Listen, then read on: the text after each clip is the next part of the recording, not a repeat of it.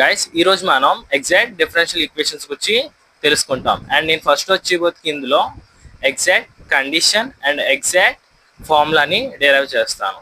And మనం టాపిక్లోకి enter అయితే గైస్ నేను లాస్ట్ క్లాస్లో ఈ టూ ఈక్వేషన్స్ని ఎక్స్ప్లెయిన్ చేశాను. అండ్ ఎమ్ అండ్ ఎన్ అంటే ఏంటో కూడా చెప్పాను. బట్ మనం ఈరోజు ఏంటంటే ఈక్వేషన్స్ తెలుసుకుందాం, ఎగ్జాక్ట్ అంటే ఏంటి ఏదని. ఫస్ట్ ఆఫ్ ఆల్గా ఎఫ్ ఆఫ్ ఎక్స్ వై అనేది మనకి ఎండిఎక్స్ ప్లస్ ఎన్డివైకి సొల్యూషన్ అని తెలుసుకోండి, ఓకేనా. అండ్ ఇప్పుడు ఫస్ట్ కండిషన్ ఏంటంటే మనకి ఎగ్జాక్ట్కి ఎఫ్ అనేది కంటిన్యూస్ అవ్వాలి అండ్ మనకి సెకండ్ పార్షియల్ డెరివేటివ్స్ అనేవి ఎక్స్వై రీజియన్లో ఉండాలి. అప్పుడు ఏమవుతుంది, మనకి ఈ కండిషన్ ఈక్వల్ అవుతుంది, చూసారా. ఓకే, మనం దీన్ని ఏమని రాసుకోవచ్చు, ఇలా రాసుకుంటాం. అండ్ నెక్స్ట్ దీన్ని డో ఎం బై డో వై ఈక్వల్స్ టు డో ఎన్ బై డో ఎక్స్ అని రాసుకుంటాం, ఓకేనా. ఇలాగైతేనే మనకి ఎఫ్ అనేది ఎగ్జిస్ట్ అవుతుంది. నెక్స్ట్ ఎగ్జాక్ట్ ఫార్ములాని మనం డెరైవ్ చేయడం, ఓకేనా. నేను ఇటువంటి ఎం తీసుకున్నాను. ఏంటి ఎం అంటే డో ఎఫ్ బై డో ఎక్స్. దీన్ని నేను పార్షియల్ ఇంటిగ్రేట్ చేస్తాను విత్ రెస్పెక్ట్ టు ఎక్స్. అప్పుడు మనకి ఏమవుతుంది, యూ అనేది వస్తుంది, ఓకేనా. యూ అనే function not a complete solution అది మనకి, ఓకేనా.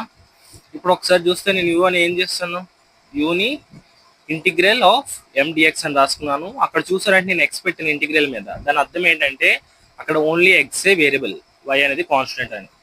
నెక్స్ట్ నేను ఏం చేశానంటే యూని with respect to X partial differentiate చేస్తే నాకు ఎం వచ్చింది. అగైన్ దీన్ని నేను ఏం చేస్తాను, వైతో ఇప్పుడు పార్షియల్ డిఫరెన్షియేట్ చేశాను.